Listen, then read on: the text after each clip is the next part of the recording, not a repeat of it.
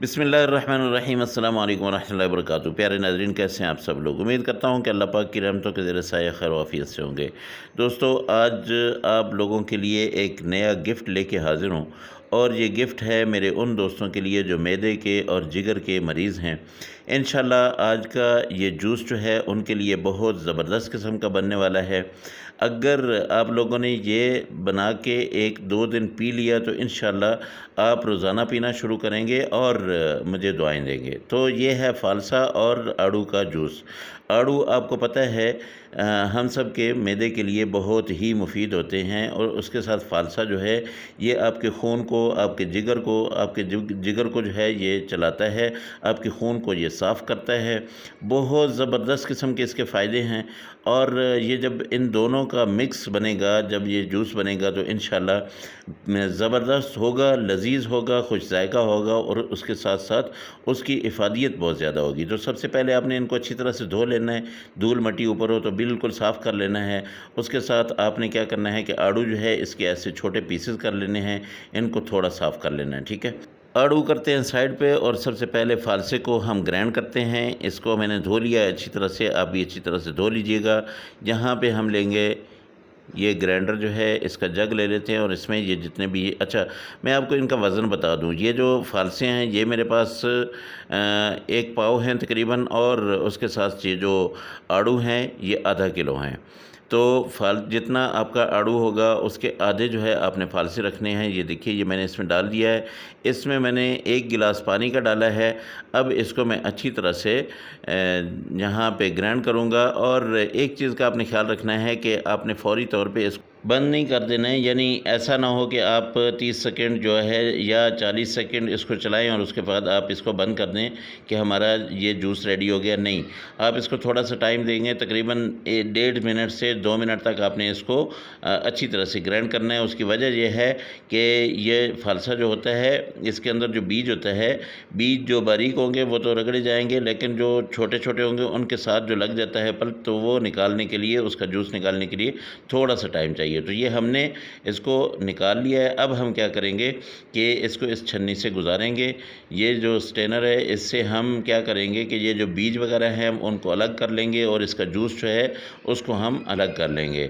तो ये देखिए, ये बिल्कुल आपको वो नज़र आ रहे हैं, बीज बिल्कुल साफ़ हैं।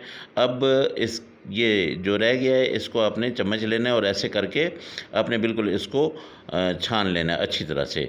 अब देखिए, फ़ालसे का अगर सिर्फ़ आप फ़ालसा करना चाहते हैं, फ़ालसे का जूस पीना चाहते हैं तो ये आप लोगों के लिए फ़ालसे का जूस जो है बिल्कुल रेडी है।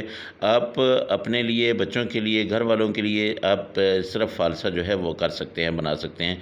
लेकिन मैं अगला स्टेप आपको बताने लगा हूँ। ये तो हो गया फ़ालसे का जूस।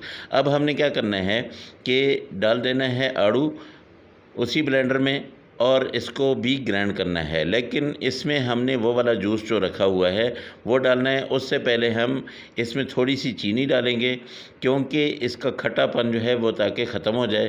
तो तकरीबन 3 चम्मच मैं इसमें चीनी डाल रहा हूँ। अगर आप दोस्त इसमें चीनी नहीं डालना चाहते, आप शुगर के मरीज़ हैं, आप बिल्कुल ना डालें, बिल्कुल छोड़ दें। बहुत ज़बरदस्त किस्म के आजकल आपको आड़ू मिल जाते हैं, बहुत ही अच्छी किस्म के, तो फ्रेश होते हैं। तो आपने इसमें थोड़ा सा काला नमक डाल देना है और उसके बाद आपने डाल देना है ये वाला जो हमने निकाल के रखा है फ़ालसे का जूस।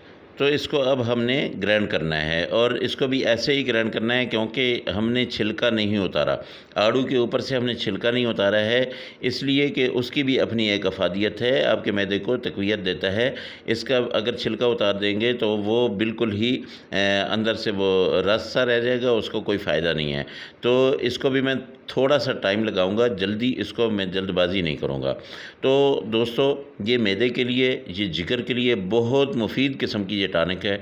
आप ज़रूर बनाएं। अगर आप लोग बीमार नहीं हैं, खुदा न खास्ता, अल्लाह पाक आप सबको बचा के रखे, आप लोग अगर बीमार नहीं हैं तब भी आप लोगों के लिए ये बहुत ही मुफीद है। गर्मी का जो है ये दुश्मन है। फ़ालसा जो होता है ना, ये गर्मी से आपको निजात देता है और आपके खून को साफ़ करता है, आपकी जिल्द को साफ़ करता है, आपकी जिल्द के अंदर जो झुर्रियाँ होती हैं उनको ख़त्म करता है। तो ये आप ज़रूर बनाएं।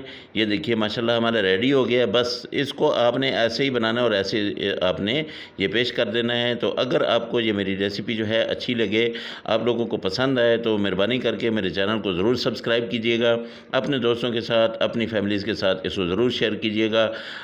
जो मेरे दोस्त पुराने हैं वो मुझे अच्छा सा प्यारा सा एक कमेंट करें, और जो मेरे जो नए दोस्त हैं वो मेरे चैनल को सब्सक्राइब करें। दोस्तों, अल्लाह पाक की रहमतें, अल्लाह पाक की नेमतें आप सब लोगों के घरों में बारिश की तरह बरसती रहें। जो मेरे दोस्त बेरोज़गार हैं, अल्लाह पाक उनको अच्छा और बेहतर रोज़गार दे, और जो मेरे दोस्त बीमार हैं, अल्लाह पाक उनको शिफाए कामिला आजिला अता फ़रमाए। इंशाअल्लाह आप लोगों से अगली रेसिपी में फिर मुलाकात होगी। मुझे इजाज़त दें, इस शर्त के साथ आप ज़रूर जो है इसको बनाएंगे और मुझे बताएंगे कैसा बना आपका ये जूस। अल्लाह हाफ़िज़। अस्सलामु अलैकुम व रहमतुल्लाहि व बरकातुहू।